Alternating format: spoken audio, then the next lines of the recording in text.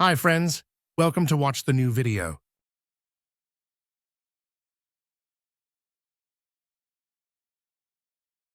Ahoy, me hearties! Gather round and listen close. This be a tale about pirates, aye, but not those fierce, scary ones you see in the movies. No, these be a different breed. Clumsy, forgetful, and always up for a good laugh. They roamed the seas in the last century, and their adventures were more hilarious than harrowing. Imagine a captain who couldn't hold on to his treasure, a crew that tripped over their own feet, and plans that went wrong in the most comical ways. These pirates weren't exactly the sharpest tools in the shed, but their hearts were in the right place mostly. So sit back, grab a tankard of grog, or a juice box if you prefer, and get ready for a rollicking good time. This be the story of Captain Crook and his band of blundering buccaneers. They sailed the seven seas, searching for adventure and treasure, but mostly finding themselves in hilarious situations. Now, let the laughter begin. Captain Crook, despite his name, wasn't very good at being a pirate. Sure, he could roar with the best of them, and he looked the part with his eye patch and peg leg.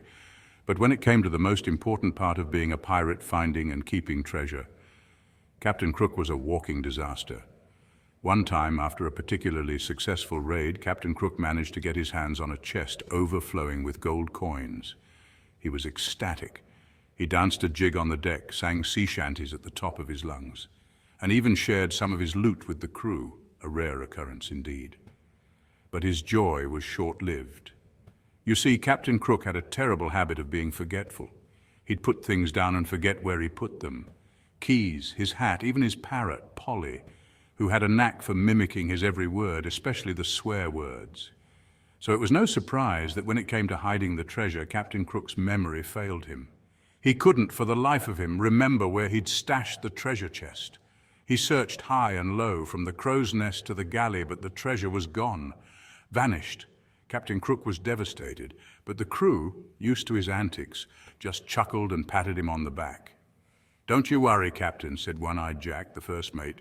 "It's bound to turn up eventually." Now let's talk about Stinky Pete, the ship's cook.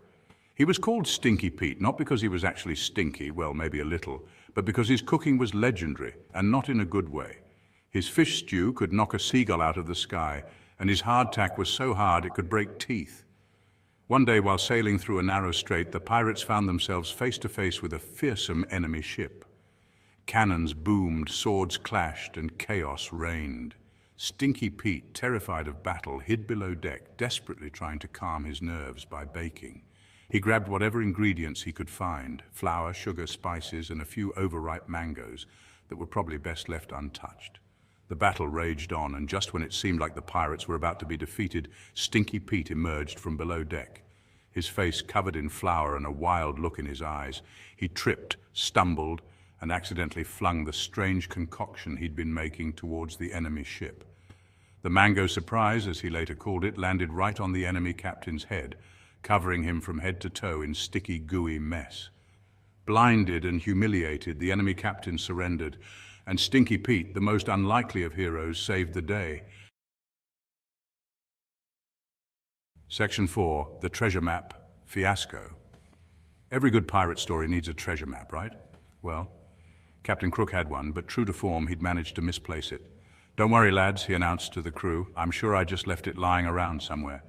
After a week of searching high and low, turning the ship upside down and shaking out every hammock, they finally found the map, stuffed inside a bottle of grog. "See," Captain Crook said, beaming with pride. "What did I tell you?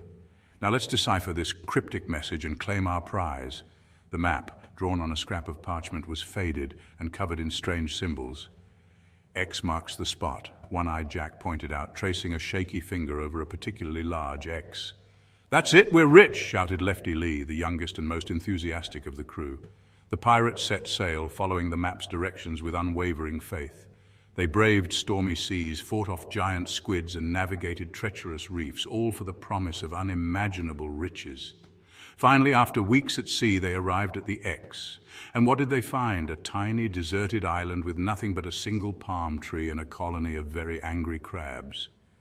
"Are you sure this is the right spot, Captain?" asked a skeptical One-Eyed Jack, swatting away a particularly persistent crab. Captain Crook, his face red with frustration, could only shrug. "I could have sworn I marked the right island," he muttered, scratching his head. Please subscribe. Feel free to support for more contents.